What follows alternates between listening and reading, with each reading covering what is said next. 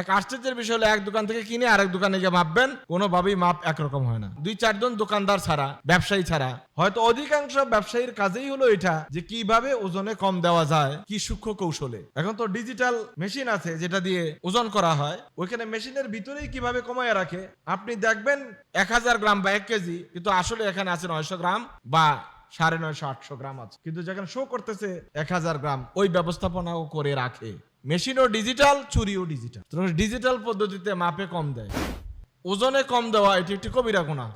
কবিরা গুনাহ যে 70টি তালিকা নামের কবিরা গুনার তালিকা দিয়েছেন ইমাম আয-যাহাবী রাহমাহুল্লাহ, শামসুদ্দিন আয-যাহাবী কিতাবুল কাবায়েরে, সেখানে তিনি এটা উল্লেখ করেছেন যে ওজনে কম দেওয়া এটা হলো একটা কবিরা গুনাহ। আল্লাহ সুবহানাহু ওয়া তাআলা কোরআনুল কারীমে সূরা আল মুতাফফিফুন নামে একটি আলাদা সূরা নাজিল করেছেন। তাতফিফ শব্দের অর্থ হলো নিজের ব্যাপারে মাপে বেশি নেওয়া, বিক্রয়ের সময় মাপে কম দেওয়া, এটা হলো তাতফিফ। যখন নিজের জন্য মাপবেন তখন ভালো করে ওজন দিবেন যাতে করে একটু বেশি পাওয়া যায়। যখন অন্যকে দিবেন তখন এমন হালকা করে মাপবেন বা বাটখারা এমনভাবে করে দিবেন যাতে করে কম দেওয়া যায়। এটাকে বলা হয় আত-তাতফিফ। আল্লাহ সুবহানাহু ওয়া তাআলা এই কাজটাকে নিকৃষ্ট একটি কবিরা গুনাহ হিসেবে উল্লেখ করেছেন। হযরত শুআয়ব আলাইহিস সালাতু ওয়াস সালামের জাতিগোষ্ঠীর লোকেরা এই কাজটি করত, এবং তিনি প্রথম তাদেরকে এই দাওয়াতটাই দিয়েছিলেন, আর যাই করো 2টা কাজ করিও না, আল্লাহর সাথে শিরিক করিও না, ওজনে কম দিও না। কারণ ওজনে কম দেওয়াটা শুআয়ব আলাইহিস সালাতু ওয়াস সালামের জাতির লোকদের গণ অপরাধ ছিল, তারা এটা সবাই করত। আল্লাহ সুবহানাহু ওয়া তাআলা সূরা আল মুতাফফিফুনে বলেন, ওয়াইলুল লিল মুতাফফিফিন, যারা ওজনে কম বেশি করে, নেওয়ার সময় বেশি, দেওয়ার সময় কম করে, তাদের জন্য হলো ধ্বংস। আল্লাযীনা ইযা তালু আলান নাসে ইস্তাউফুন, যখন ওরা মানুষ থেকে নেয় তখন পরিপূর্ণভাবেই নেয়। ওয়াইযা কালুহুম আও ওয়াজানুহুম ইয়াখসিরুন, আর যখন এটাকে নিজেদের জন্য মাপে, অন্যকে দেওয়ার জন্য যখন মাপে, তখন তারা কম দিতে থাকে। আল্লাহ তাআলা বলেন, অন্যকে কম দিয়ে নিজে বেশি নিয়ে মনে করছো যে তোমরা পার পেয়ে যাবে, দুনিয়ার জিন্দেগিটাকে যথেষ্ট মনে করেছো না। আলা ইয়াজুন্নু উলাইকা আন্নাহুম মাবউসুন লিয়াউমিন আযীম, তারা কি এটা ভাবেনি যে আল্লাহ সুবহানাহু ওয়া তাআলার জন্য সামনে উত্থিত হবে এবং তাদের কাজের জন্য আল্লাহ তাআলার কাছে জবাবদিহি করতে হবে। ইয়াউমা ইয়াকুমু লিরাব্বিল আলামিন, যেদিন তারা রাব্বে কারীমের সামনে দাঁড়িয়ে যাবে, সেদিন তাদের কাজের হিসাব দিতে হবে। এটাকে ওরা ভুলে গিয়েছে।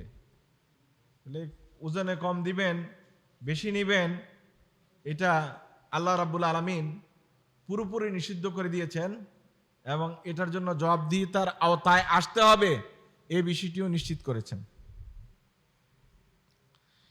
এ বিষয়ে ইবনু মাজাহ এবং নাসাই রাহিমাহুমুল্লাহ দুজনে হাদিস বর্ণনা করেছেন হযরতে আব্দুল্লাহ ইবনে আব্বাস রাদিয়াল্লাহু তাআলা থেকে, যে রাসূলুল্লাহ সাল্লাল্লাহু আলাইহি ওয়াসাল্লাম যখন মদিনায় আসলেন তখন দেখলেন মদিনার লোকদের মাঝে এই বদভ্যাসটি আছে। কারণ মদিনার ব্যবসায়ীদের অধিকাংশ ব্যবসায়ী ছিল ইহুদি, আর ইহুদি ব্যবসায়ীদের 2টা গুণ আছে। এক হলো তারা ওজনে কম দিবে আর সুদের ব্যবসা করবে।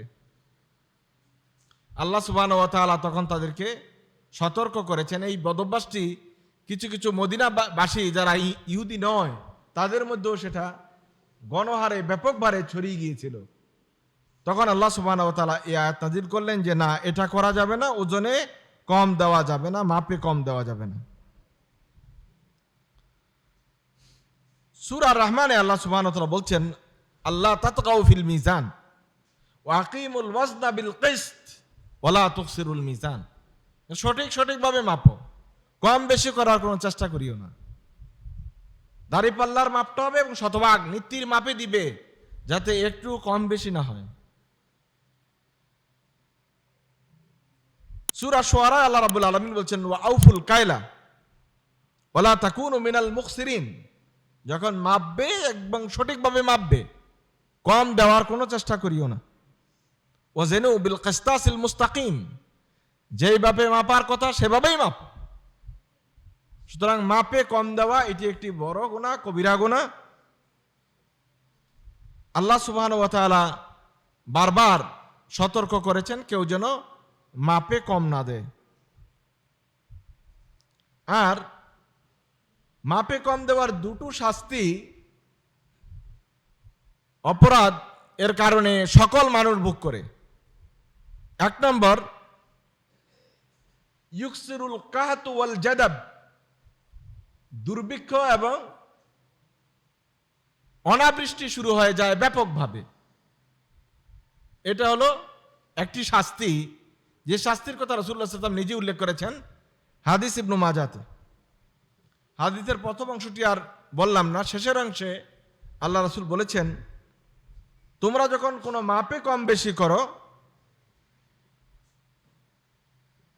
ইল্লা উখিজু বিসিনিন, তখন আল্লাহ রাব্বুল আলামিন দুর্ভিক্ষ দ্বারা তোমাদেরকে পাকড়াও করেন। ওয়াশিদ্দাতিল মাউনাতি ওয়া জাওরি সুলতান, এবং মানুষের প্রাপ্তি কমে যায়, উপার্জন কমে যায়, আর রাজা বাদশাদের, শাসকদের অত্যাচার বেড়ে যায়।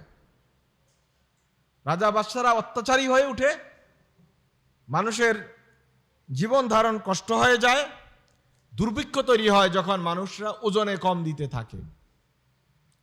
2 নম্বর শাস্তি আল্লাহ রাসূল বলছেন, ওজনে কম দিলে যেটা হয় সেটা হলো মানুষের মাঝে আল্লাহ তাআলার আযাব ব্যাপক হয়ে যায় এবং আল্লাহ তাআলা তাদের প্রতি অসন্তুষ্ট হয়ে যান। সূরা হুদের 85 নম্বর আয়াত, হযরত শুআয়ব আলাইহিস সালাতু ওয়াস সালাম তার জাতিগোষ্ঠীকে উপদেশ দিচ্ছেন, ইয়া কওমি, হে আমার গোত্রের লোকেরা, আউফুল মিকিয়াল ওয়াল মিজান বিল কিসত, সঠিকভাবে তোমরা তোমাদের মাপটা দাও। ওয়ালা তাবখাসুন নাস আশিয়াহুম, মেপে দিতে মানুষদের মধ্যে কমতি করিও না। ওয়ালা তা'সাউ ফিল আরদি মুফসিদিন, তোমরা এই জমিনে বিপর্যয় সৃষ্টিকারী হিসেবে আত্মপ্রকাশ করিও না। হযরত শুআয়বের এই নসিহাকে তারা কিন্তু গ্রহণ করে নাই, তারা তাদের কাজ চালিয়ে গেছে। বরং এই আয়াতের শেষ দিকে বলা হয়েছে যে, শুআয়ব, তোমার রব কি আমাদেরকে এই কাজ করতে নিষেধ করে?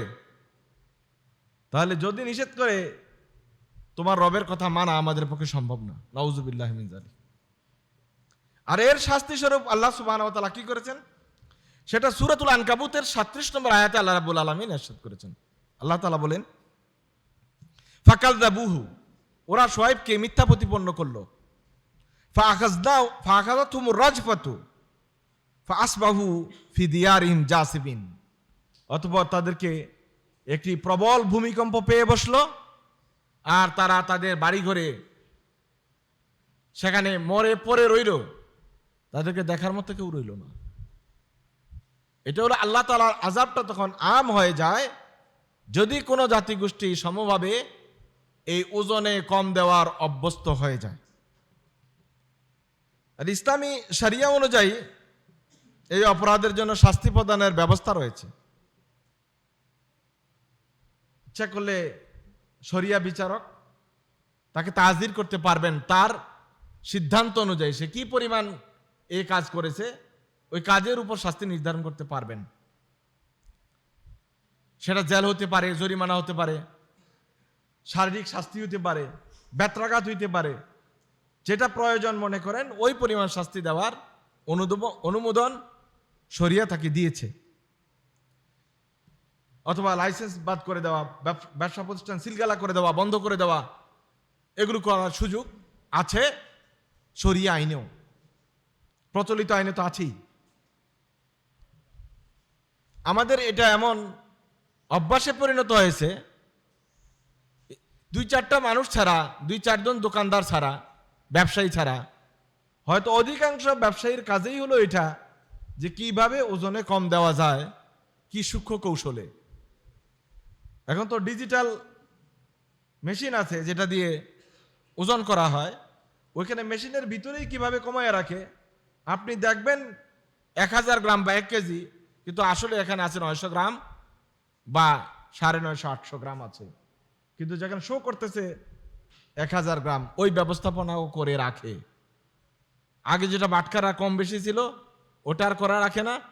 মেশিনও ডিজিটাল, চুরিও ডিজিটাল, ডিজিটাল পদ্ধতিতে মাপে কম দেয়।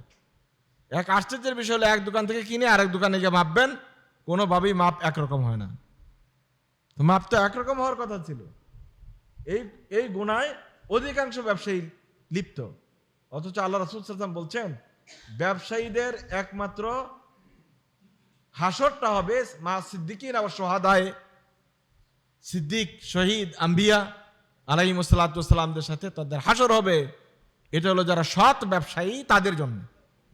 তো প্রকৃত অর্থ হলো মানুষের অবস্থাটা এরকম যেন অল্পে কত লাভ করা যায়, কত ঠকিয়ে কত লাভ করা যায়। রডের ব্যবসার কাছে যাবেন, সেখানেও কিন্তু স্কেলে কমিয়ে রাখছে। কিনছেন 1 টন, আপনি আপনার ঠিক মতো মাপ দিয়ে দেখবেন যে ওখানে 10 কেজি নাই, 5 কেজি নাই। তো 1 কেজি হলো কম দেওয়ার চেষ্টা করবে, কোন রকম যাতে কিছুটা হলো কম দেওয়া যায়। এটা কোনো মুসলমানের চরিত্র নয়। যদি কোনো মানুষ এই কাজ করে থাকে তাহলে বুঝতে হবে তার মধ্যে কবিরা গুনার প্রবণতা, এটা কবিরা গুনাহ। আর কবিরা গুনার প্রবণতা যদি ঠান্ডা মাথায় কেউ চালিয়ে যায় কবিরা গুনার কাজ, তাহলে তার ইমানের মধ্যে ত্রুটি হওয়া একেবারে স্বাভাবিক কাজ। সে আল্লাহর আযাবকে বিশ্বাস করে না, আখিরাতকে বিশ্বাস করে না।